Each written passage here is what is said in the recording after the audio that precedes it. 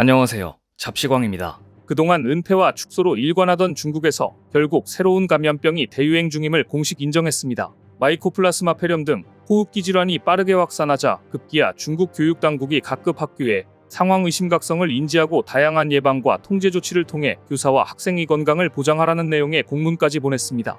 중국 교육부가 호흡기 질환 확산과 관련해 경계령을 내린 것은 강력한 제로 코로나 정책을 펼치던 지난해 이후 처음 있는 일입니다. 중국 교육부는 우선 학교는 호흡기 질환으로 결석한 학생들에 대한 모니터링을 강화하고 질병통제부서와 협업해 적절한 시기에 경보 시스템을 내릴 수 있도록 하라는 지침을 내리면서 마스크와 해열제 등 관련 물자를 충분히 비축하라는 당부도 남겼습니다. 다시 마스크를 착용하던 봉쇄 시절로 돌아가자는 의미입니다. 하지만 분명 한 박자 늦은 대응입니다. 중국 매체들에 따르면 어린이들을 중심으로 마이코플라스마 폐렴 등 호흡기 질환이 확산하면서 이미 중국 곳곳에서 학교 수업 중단은 물론 병실 부족 사태가 벌어지고 있습니다. 어린이는 물론 성인들 사이에서도 호흡기 질환이 유행하고 있으며 내년 초에는 노인 감염자가 정점에 달할 것이라는 전망까지 나왔는데요. 이처럼 경계를 강화하고 심지어 교육당국이 증상이 있으면 등교하지 말 것을 권고했지만 이미 병원은 환자들로 북새통입니다.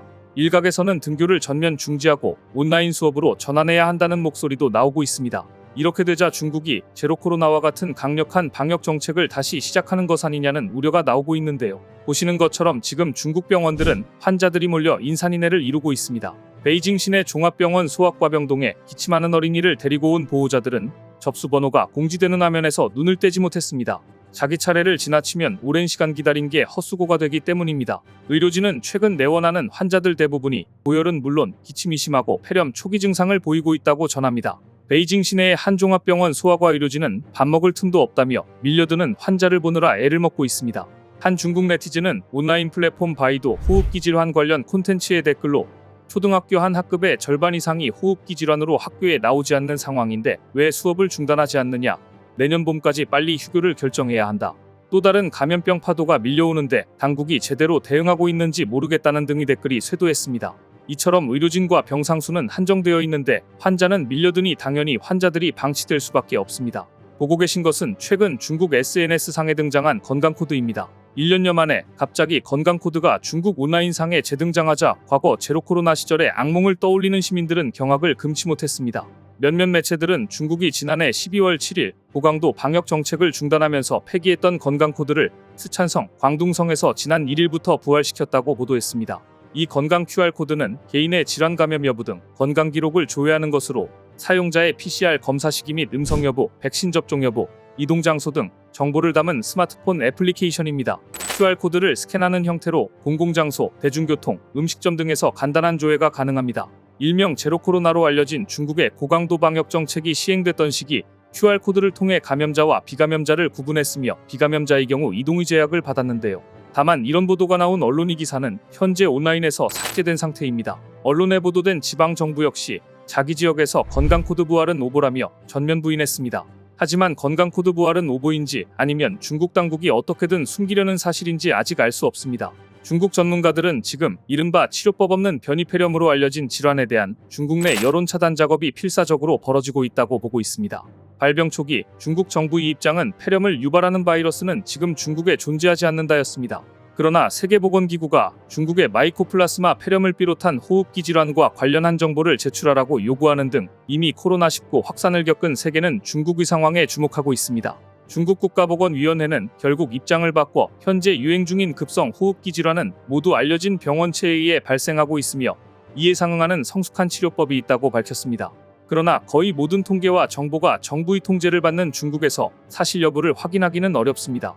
2019년 초 코로나19 확산 당시에도 중국 정부는 코로나19가 사람과 사람 사이로 전파된다는 지금으로서는 아주 상식적인 사실조차 공개하지 않았기 때문입니다. 하지만 이 보도를 리커창 중국 총리가 발표하도록 관철시키면서 해당 사실이 알려졌고 비로소 주변국들이 구체적인 방역 시스템을 갖추기 시작했던 것입니다. 상황이 심각하게 돌아가자 중국은 결국 상하이 공항에서 PCR 검사를 다시 시작했습니다. 미국 자유아시아방송은 상하이 공항에서 입국자들을 대상으로 PCR 검사를 하고 있다고 전했습니다. 한 공항 직원은 언론 제보를 통해 공항 당국은 도착 승객을 무작위로 검사한다고 말하고 있지만 나는 비행기 전체를 대상으로 PCR 검사를 하는 것을 목격했다고 주장했습니다. 자유로운 입국을 사실상 막아버린 것인데요. 정말로 상하이 공항에 입국하는 모든 승객을 대상으로 PCR 검사를 한다면 상하이 공항은 폐쇄 상태라고 보는 게 맞습니다. 하지만 분명 폐렴은 중국에서 돌고 있습니다. 그럼에도 해외에서 들어오는 애꿎은 승객들을 대상으로 검사를 진행하는 것입니다. 결국 이마저도 제대로 된 방역이라기보다는 일단 감염병 확산 사실을 은폐하고 바이러스가 해외에서 들어왔다는 식으로 핑계를 만들어 인민들의 분노를 외부로 돌리려는 의도가 다분해 보입니다. 이런 소식이 하나둘씩 전해지면서 중국인들은 과거 제로 코로나 시절에 끔찍했던 기억을 떠올리고 있습니다. 정부에 대한 불신이 아직까지 남아있는 것입니다. 하지만 이미 때는 늦은 것으로 보입니다. 중국발 호흡기 질환 확산에 주변국들은 초긴장인 가운데 인도네시아에서 이미 폐렴에 걸린 환자가 급증하기 시작했습니다. 인도네시아 수도 자카르타에서도 어린이들 사이에 마이코플라스마 폐렴이 유행하면서 보건당국이 주의를 촉구했습니다.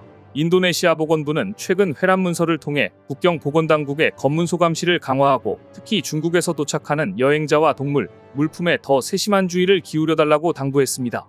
중국발 폐렴을 극도로 경계하고 있는 것입니다. 하지만 중국의 인접국인 인도와 대만까지 폐렴이 확산 중입니다. 특히 인도는 중국 호흡기 감염병 확산에 촉각을 곤두세우고 비상사태에 대비하라고 지시했습니다.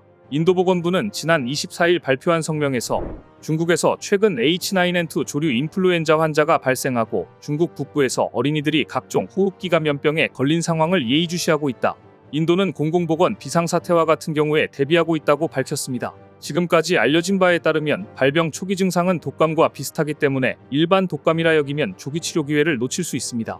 하지만 엑스레이도 판별 가능하기 때문에 조기에 치료하면 되는 폐렴입니다. 또한 잠복기가 2-3주로 길기 때문에 전파력은 느린 것으로 알려져 있습니다. 따라서 정보를 투명하게 공개하고 대응하면 초기에 충분히 대확산을 막을 수 있습니다. 코로나19처럼 정체불명의 질병은 아니라는 것인데요. 세계보건기구는 다른 나라보다 중국에서 마이코플라즈마 폐렴이 대유행하게 된 이유에 대해서 코로나19 때 국경 폐쇄 등을 엄격하게 실시해 바이러스나 세균의 유행이 부자연스러워졌고 이 때문에 최근 더 심각하게 유행한 것이라고 설명했는데요. 강력한 제로 코로나 정책의 후유증을 앓고 있다는 이야기가 됩니다. 하지만 절대 간단한 문제는 아닙니다. 걱정스러운 점은 중국에서 유행 중인 마이코플라스마 폐렴이 항생제를 써도 잘 듣지 않는 내성균이 유행하고 있어 주의가 필요하다는 점인데요. 이 때문에 중환자실에 입원하는 환자의 숫자는 늘어난다는 보고도 나오고 있습니다. 결국은 이번에도 중국 보건당국의 투명한 정보 공개와 의료진의 발빠른 대처 그리고 병상 확보가 관건이 되는데 중국이 과연 이런 의료 시스템이 되어 있는지는 의문입니다. 오늘 준비한 소식은 여기까지입니다. 댓글을 통한 여러분들의 많은 의견 기다리겠습니다. 시청해주셔서 감사합니다.